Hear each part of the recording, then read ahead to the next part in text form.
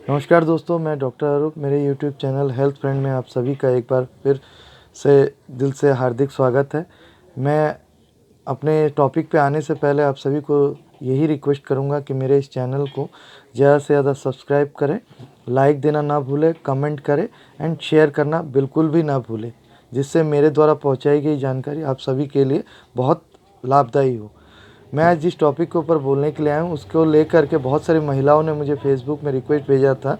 उसे असमय मासिक का होना या इरेगुलर पीरियड या मासिक धर्म का ना होना, मिस्ड पीरियड, जिसे हम एमेनोरिया के नाम से भी जाना जाता है, उसके बारे में कुछ चर्चा मैं करने जा रहा हूँ। आमतौर पे जो नॉर्मल मासिक है वो 21 दिन से 35 दिन की अवधि में माना जाता है। अगर 21 दिन से पहले मासिक आता है या 35 दिन के बाद आता है तो इसे जो है कई बार असमय का मासिक होना या असमय पीरियड होना, इरेगुलर पीरियड होना माना जाता है। और कई बार क्या है, 35 दिन के बाद भी पीरियड का ना आना मिस्ड पीरियड या एमेनोरिया के नाम से जाना जाता है। कई बार देखा गया है कि जिनको इन तरह की मासिक संबंधित समस्या है उसके साथ साथ कई तरह के दिक्कतों का सामना करना पड़ता है, जैसे हेयर लॉस, बालों का झड़ना, निपल से कुछ डिस्चार्ज का निकलना, पेल्विक पेन मतलब पेड़ू में दर्द होना, निचले पेट में दर्द होना, कमर में दर्द होना।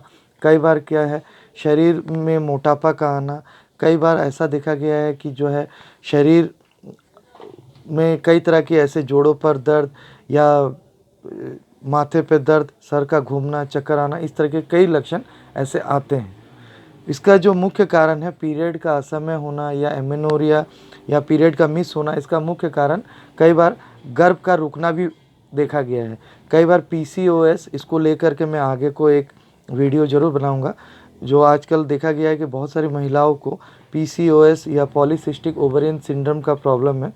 पॉलीसिस्टिक ओवरियन सिंड्रोम के वजह से भी कई बार जो है मासिक धर्म में अनियमितता देखा गया। कई बार थायराइड के प्रॉब्लम के वजह से भी ऐसा हो जाता है। कई बार थायराइड का हार्मोन अंडर एक्टिव है या ओवर एक्टिव है, तब भी ऐसा होता है। स्मोकिंग और अल्कोहल के प्रयोग से भी कई बार महिलाओं में ये जो है ये अभ्यास होता है, तो कई बार ऐसे परेशानियों का सामना देखा गया है।